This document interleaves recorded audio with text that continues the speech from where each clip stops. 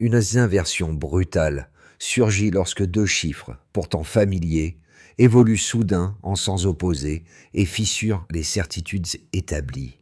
La croissance que Londres pensait acquise s'étiole, tandis que les économies africaines progressent, avec une cohérence que les analystes n'avaient pas anticipée.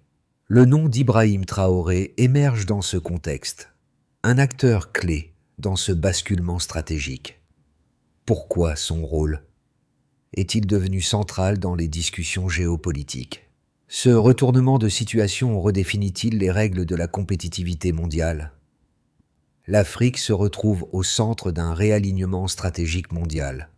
Le nom d'Ibrahim Traoré résonne de plus en plus dans les discussions sur les dynamiques géopolitiques, symbolisant un continent prêt à jouer un rôle majeur dans la compétitivité mondiale. Tandis que le Royaume-Uni lutte avec une productivité stagnante et des coûts énergétiques croissants, l'Afrique avance méthodiquement, prête à réécrire les règles économiques et géopolitiques. Les conséquences de ce basculement sont vastes et affecteront non seulement les grandes puissances économiques, mais aussi les nations en développement et les entreprises mondiales. Ce retournement de situation présente des enjeux cruciaux pour les décideurs, car il implique de repenser les stratégies économiques et industrielles. Comment ce changement affectera-t-il les chaînes d'approvisionnement mondiales, la compétitivité énergétique et la stabilité des marchés financiers? Le nom d'Ibrahim Traoré n'est pas seulement un symbole. Il incarne une nouvelle ère de souveraineté et d'influence pour l'Afrique. Le véritable tournant économique ne s'est pas produit en un seul événement spectaculaire. Au contraire, il s'est construit lentement, une série de signaux faibles et de décisions stratégiques bien avant d'apparaître dans les bilans économiques. Le premier indice tangible de cette transformation a été un chiffre que beaucoup ont ignoré: la stagnation persistante de la productivité au Royaume-Uni. Bloqué à des niveaux inférieurs à ceux des autres économies avancées. Ce phénomène est devenu de plus en plus apparent lorsque les chaînes de production britanniques ont commencé à rencontrer des obstacles insurmontables, des coûts énergétiques croissants, une logistique de plus en plus complexe et une main-d'œuvre vieillissante. En parallèle, l'Afrique a connu une montée en puissance silencieuse mais implacable.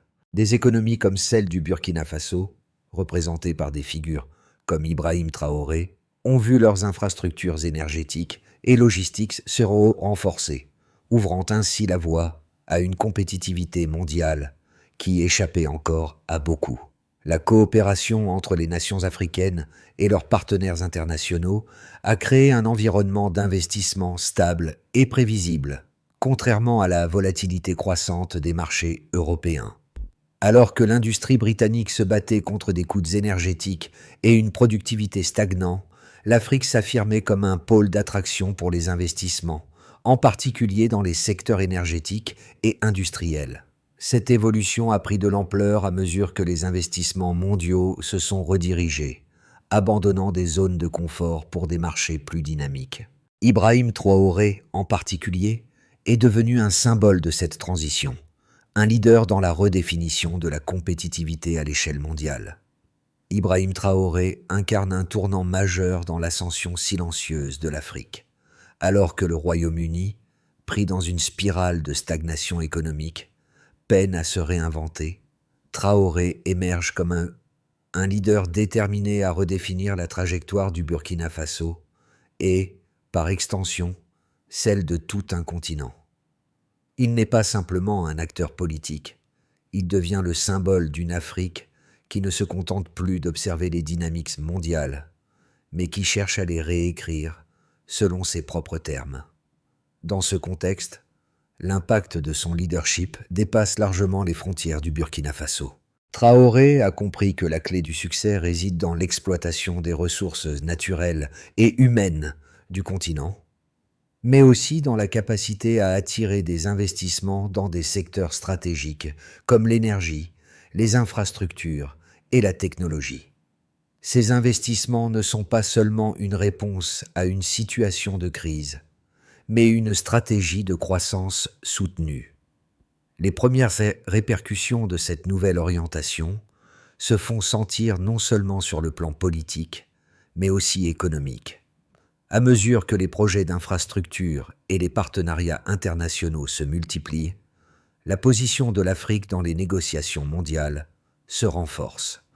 Les entreprises et les investisseurs internationaux, voyant l'émergence de nouveaux pôles de croissance, réorientent leurs ressources vers ce marché émergent, créant ainsi un effet domino qui profite à toute la région. Le basculement stratégique mondial s'est accéléré en quelques années, alors que le Royaume-Uni, autrefois leader économique, a été frappé par une série de crises structurelles. Les usines britanniques, déjà fragilisées par la hausse des coûts de l'énergie, ont commencé à réduire leur production. La fermeture progressive des sites industriels a été perçue comme une conséquence directe de l'incapacité du pays à moderniser ses infrastructures et à répondre aux défis énergétiques mondiaux. L'industrialisation britannique, jadis florissante, s'effritait lentement, incapable de suivre le rythme de la modernisation des chaînes de valeur mondiales. Ce déclin n'a pas été instantané, mais une série d'événements connectés, chacun amplifiant l'impact des autres. À l'autre bout du monde, l'Afrique a pris un tournant décisif. Dans un contexte géopolitique complexe, des pays comme le Burkina Faso ont vu leurs infrastructures se développer rapidement, portées par des investissements massifs dans les énergies renouvelables, la logistique et l'industrie. Ibrahim Traoré, en particulier, a su attirer l'attention internationale en orchestrant un ensemble de réformes qui ont transformé le paysage économique du pays. La stabilité énergétique et les partenariats stratégiques avec des nations émergentes ont renforcé la position de l'Afrique comme un pôle économique attractif. Ce contraste s'est intensifié lorsque les entreprises britanniques ont commencé à réévaluer leur position stratégique.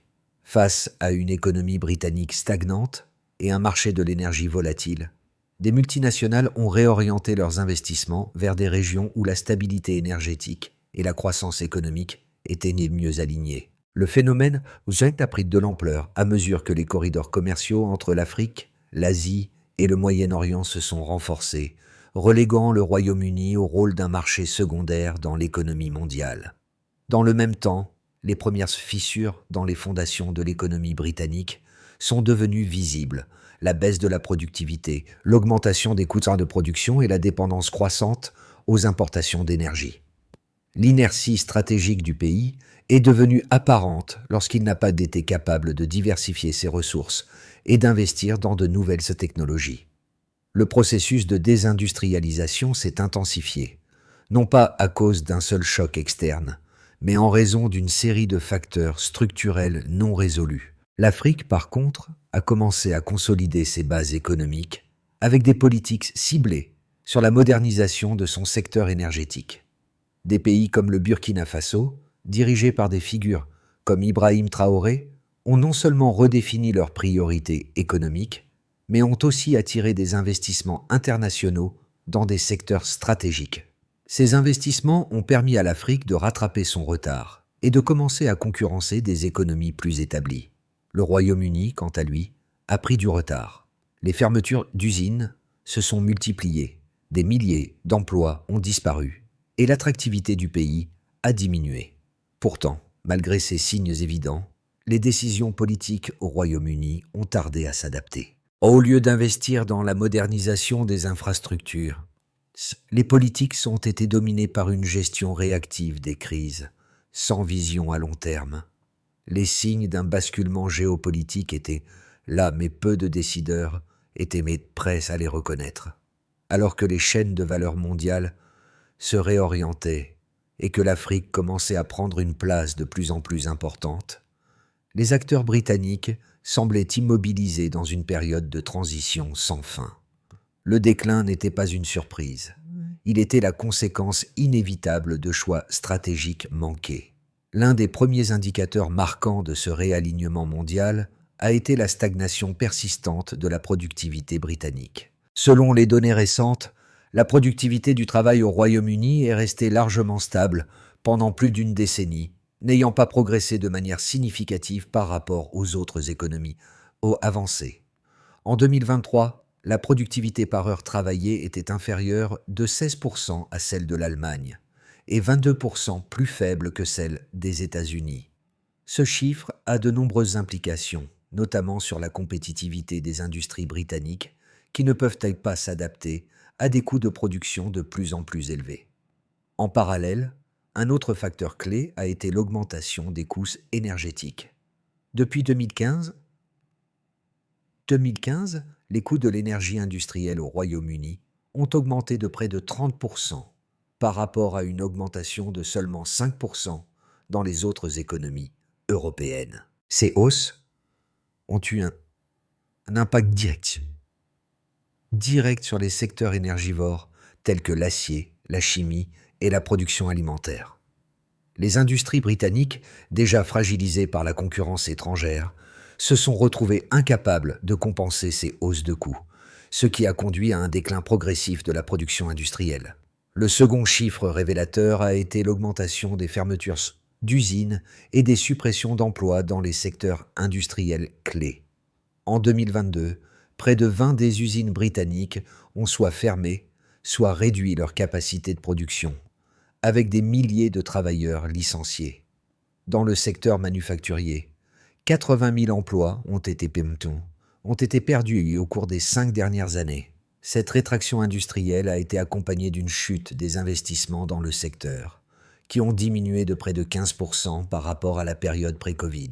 L'incapacité de maintenir une base industrielle solide a affaibli le pays face à la concurrence internationale. D'autre part, les flux d'investissement ont progressivement quitté le Royaume-Uni pour se diriger vers des marchés émergents, en particulier ceux d'Afrique. L'investissement direct étranger, IDE, dans les pays africains, a augmenté de 18% en 2023, comparé à une augmentation de seulement 2% au Royaume-Uni. Des secteurs comme l'énergie renouvelable, les infrastructures et les technologies de l'information ont attiré une attention croissante. Des pays comme le Burkina Faso, grâce à une gestion stratégique de leurs ressources, ont vu leurs investissements croître de manière significative, attirant des capitaux internationaux. Le rôle de figures comme Ibrahim Traoré a été central dans la construction de cette attractivité. Ce rééquilibrage des flux d'investissement est d'autant plus significatif qu'il marque un changement structurel dans la géographie mondiale des investissements. L'Afrique, autrefois perçue comme un continent périphérique, s'affirme désormais comme un moteur de croissance. Les données montrent que l'Afrique était devenue un pôle de développement avec une croissance économique prévue de 5,5% en 2024 contre 1,8% pour le Royaume-Uni. Cette évolution est le résultat direct de la stabilité énergétique et de la politique d'ouverture aux investissements qui ont été mises en place dans de nombreux pays africains. Le contraste entre ces deux trajectoires est évident et souligne les défis auxquels le Royaume-Uni s'est confronté pour retrouver sa place dans l'économie mondiale. Tandis que le pays s'est pris dans une spirale de stagnation et de coûts élevés, l'Afrique émerge comme une nouvelle puissance économique, prête à redéfinir les règles du jeu. La crise économique qui frappe actuellement le Royaume-Uni a deux lectures opposées. La première, défendue par les partisans d'un retour à la croissance, soutient que le déclin britannique n'est qu'un phénomène cyclique, une phase temporaire dans un cycle économique plus large. Selon cette thèse, les turbulences économiques actuelles seraient dues à des facteurs externes, comme l'augmentation des prix de l'énergie et la pandémie de Covid-19. Et une fois ces crises passées, le Royaume-Uni retrouvera sa compétitivité grâce à ses institutions financières solides, son système éducatif performant et son réseau de partenaires commerciaux mondiaux. Les défenseurs de cette position estiment que l'histoire montre que la Grande-Bretagne a toujours su se redresser après des périodes de difficulté et que cette fois ne sera pas différente.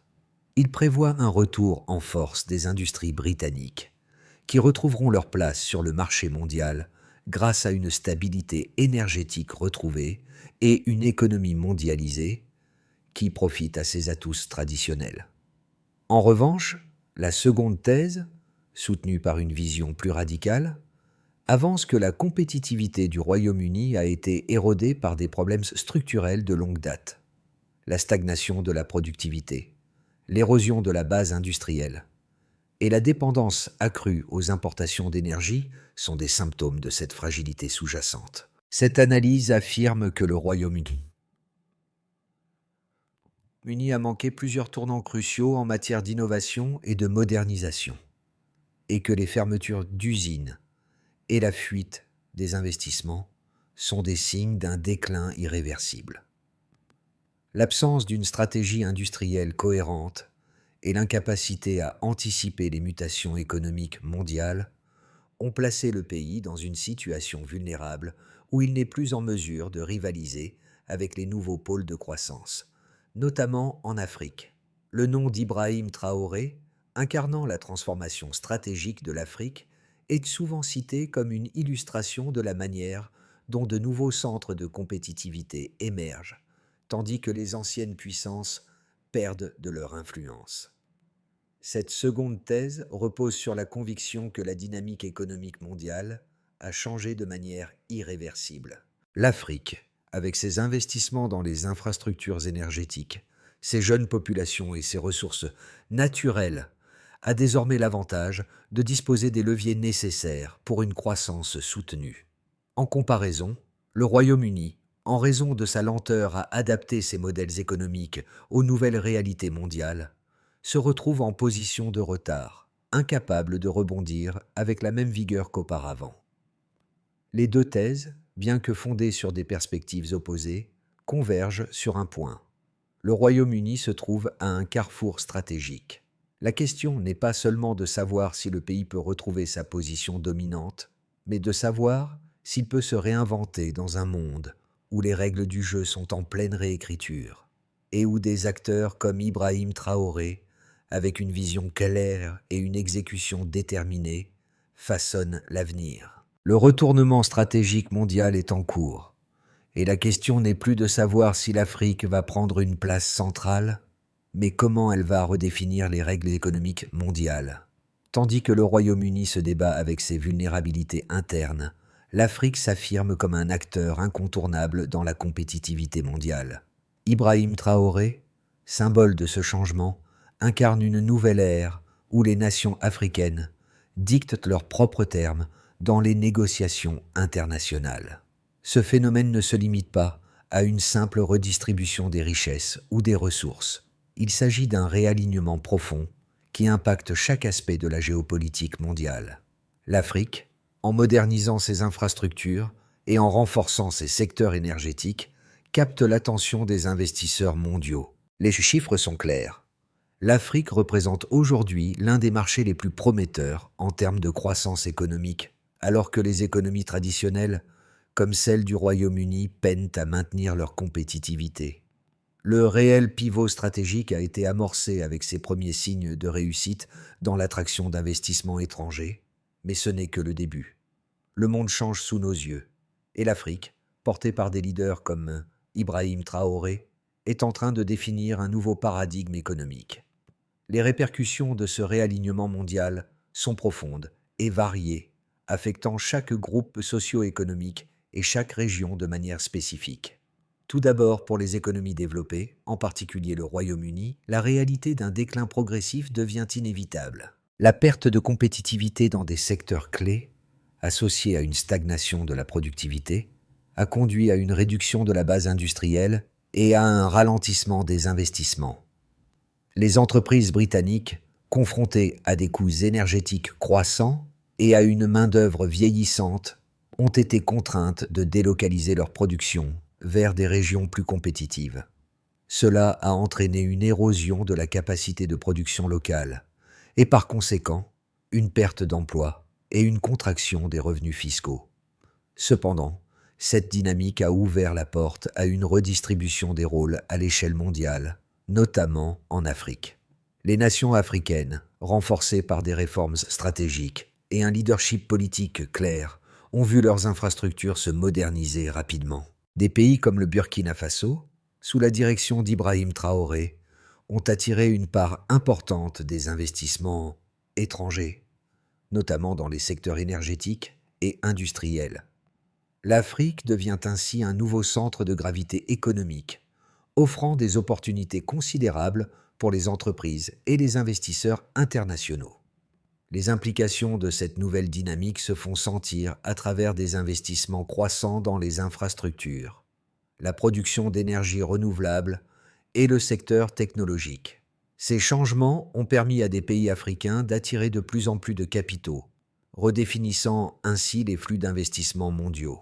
L'Afrique est désormais vue comme un pôle de croissance durable, alors que les économies traditionnelles, comme celle du Royaume-Uni, peinent à se remettre de leurs difficultés internes. Les effets de ce réalignement ne se limitent pas au changement économique. Ils impactent également les relations géopolitiques. L'Afrique, historiquement perçue comme un acteur périphérique, est désormais au cœur des discussions stratégiques. Les puissances économiques mondiales, confrontées à l'émergence de nouveaux centres de pouvoir, doivent réévaluer leur stratégie d'alliance et leurs priorités. Dans ce contexte, Ibrahim Traoré, à travers ses réformes et sa vision, est devenu une figure clé dans les négociations internationales, symbolisant la montée en puissance d'une Afrique indépendante, capable de définir ses propres règles du jeu. Pour les pays en développement, ce réalignement offre des perspectives de croissance sans précédent. Les nouvelles infrastructures, les partenariats internationaux et l'augmentation des investissements dans des secteurs stratégiques permettent à ces pays d'envisager un avenir plus prospère. Le marché africain devient ainsi un moteur de croissance mondiale, remplaçant progressivement les anciennes puissances économiques dans le rôle de moteur principal de l'économie mondiale. Dans les 6 à 12 prochains mois, plusieurs trajectoires peuvent se dessiner pour l'économie mondiale et, en particulier, pour la position du Royaume-Uni dans ce nouvel ordre économique. D'abord, dans une trajectoire centrale, la stagnation persiste, même si un léger rééquilibrage s'opère. Le Royaume-Uni continue de lutter contre des coûts énergétiques élevés et une faible productivité. Les fermetures d'usines se poursuivent, mais à un rythme plus lent. L'absence de réformes profondes limite le potentiel de rebond. Les investissements étrangers restent stagnants, mais quelques secteurs clés, comme la technologie et les services financiers, connaissent une légère reprise. Cependant, l'attractivité du pays sur le plan mondial diminue progressivement, et les chaînes d'approvisionnement mondiales continuent de se déplacer vers des régions comme l'Afrique et l'Asie. Cette situation pourrait durer pendant plusieurs mois, car le Royaume-Uni reste dépendant de ses atouts traditionnels, sans parvenir à redynamiser ses secteurs industriels. Ensuite, dans une trajectoire plus favorable, une reprise modérée devient possible grâce à des réformes stratégiques. Les autorités britanniques mettent en place des politiques énergiques pour relancer la compétitivité. Une réduction ciblée des coûts énergétiques et des investissements dans les infrastructures clés, notamment dans l'énergie renouvelable et les technologies vertes, stimulent une reprise progressive. L'industrie, bien que toujours en déclin, commence à se redresser grâce à des mesures incitatives. L'attrait pour le marché britannique se stabilise et certaines entreprises choisissent de rapatrier des segments de production. Cependant, cette reprise reste fragile et lente car elle dépend d'une capacité d'adaptation rapide aux nouvelles réalités économiques mondiales. Les défis structurels demeurent importants et la compétitivité à long terme est encore loin d'être garantie. Enfin, dans une trajectoire plus sombre, un déclin inexorable s'accompagne d'un isolement accru. Le Royaume-Uni entre alors dans une phase de déclin irréversible. Les fermetures d'usines et la baisse des investissements étrangers s'accélèrent. L'économie perd de son dynamisme et les entreprises britanniques sont incapables de se réinventer face à la concurrence croissante de l'Afrique et de l'Asie. Le manque de réformes structurelles et l'instabilité énergétique aggravent la situation, créant une spirale négative difficile à inverser. Le Royaume-Uni perd son rôle de leader économique et les investissements internationaux se tournent exclusivement vers les nouveaux pôles de croissance, notamment l'Afrique. Cette issue, bien qu'encore incertaine, devient de plus en plus probable à mesure que le Royaume-Uni échoue à s'adapter aux changements globaux. Ces différentes trajectoires montrent clairement que le Royaume-Uni se trouve à un carrefour stratégique. La capacité du pays à se réinventer ou à se maintenir dans une position de force dépendra largement de ses choix politiques et économiques dans les mois à venir. L'Afrique, avec des leaders comme Ibrahim Traoré, continue de se positionner comme un acteur central dans ce réajustement global, attirant des investissements et des partenaires internationaux. L'impact de ce réalignement mondial ne se limite pas aux grandes économies ou aux gouvernements. Il touche aussi directement les individus, les entreprises et même les communautés locales. Pour les travailleurs britanniques, la montée du chômage dans certains secteurs industriels et la stagnation des salaires sont des signes tangibles d'un déclin économique. Les fermetures d'usines et les suppressions de postes affectent non seulement la sécurité économique des familles, mais aussi leur perception de l'avenir. L'incertitude grandissante est alimentée par une inflation persistante, des prix de l'énergie toujours plus élevés et un marché de l'emploi qui se rétracte. En conséquence, de nombreux citoyens britanniques commencent à envisager l'idée que leur mode de vie, autrefois stable, est désormais soumis à une pression continue. D'autre part, en Afrique, la situation est radicalement différente. Les populations locales voient leurs perspectives d'avenir s'élargir avec l'émergence de nouvelles industries et des investissements dans les infrastructures. Des pays comme le Burkina Faso, où Ibrahim Traoré a joué un rôle clé dans l'orientation stratégique, connaissent une croissance rapide, attirant à la fois des capitaux étrangers et une main-d'œuvre de plus en plus qualifiée. Cette dynamique s'est perçue comme une opportunité pour les jeunes générations de s'impliquer dans des secteurs en pleine expansion, notamment dans l'énergie renouvelable, les technologies et les infrastructures. Ces changements permettent à de nombreux jeunes Africains de rêver à une ascension sociale qu'ils considéraient autrefois comme inaccessible. Pour les entreprises, la question devient encore plus pertinente. Comment s'adapter à un monde où les anciennes puissances économiques cèdent la place à de nouveaux leaders? Les multinationales doivent réévaluer leur stratégie d'investissement et reconsidérer leur chaîne d'approvisionnement. La montée de l'Afrique comme pôle de croissance oblige ces entreprises à ajuster leur positionnement et à saisir les nouvelles opportunités sur le continent. Au final, que vous soyez travailleur, entrepreneur ou simplement citoyen, le monde qui se dessine est en train de redéfinir vos choix, vos priorités et vos attentes. L'Afrique, avec sa croissance rapide et son dynamisme, est en train de devenir un pôle incontournable. Dans ce contexte, la question n'est plus de savoir si vous êtes concerné par ce réalignement, mais de savoir comment vous allez vous y préparer et vous adapter à cette nouvelle réalité. Pour que le Royaume-Uni puisse retrouver sa compétitivité et éviter un déclin permanent, il est crucial de mettre en place une série de mesures stratégiques. La première étape consiste à sécuriser des contrats d'approvisionnement énergétique plus stables. Cela passe par la diversification des sources d'énergie, avec un accent particulier sur les énergies renouvelables. Le Royaume-Uni doit également investir dans l'infrastructure énergétique afin de réduire la dépendance vis-à-vis des importations coûteuses. Ces actions permettront de diminuer la volatilité des coûts énergétiques et de garantir une certaine prévisibilité pour les entreprises et les consommateurs. La deuxième étape concerne l'industrialisation du pays. Le Royaume-Uni doit revoir ses priorités industrielles en mettant l'accent sur les secteurs à forte valeur ajoutée, comme la technologie, les biotechnologies et les infrastructures vertes. Cela implique une coopération renforcée entre le secteur privé, les universités et les institutions publiques pour développer des compétences locales et attirer des investissements dans ces secteurs clés. L'incitation à l'innovation et l'amélioration de la productivité doivent être au cœur des politiques industrielles, afin d'assurer une compétitivité durable face aux nouveaux leaders économiques.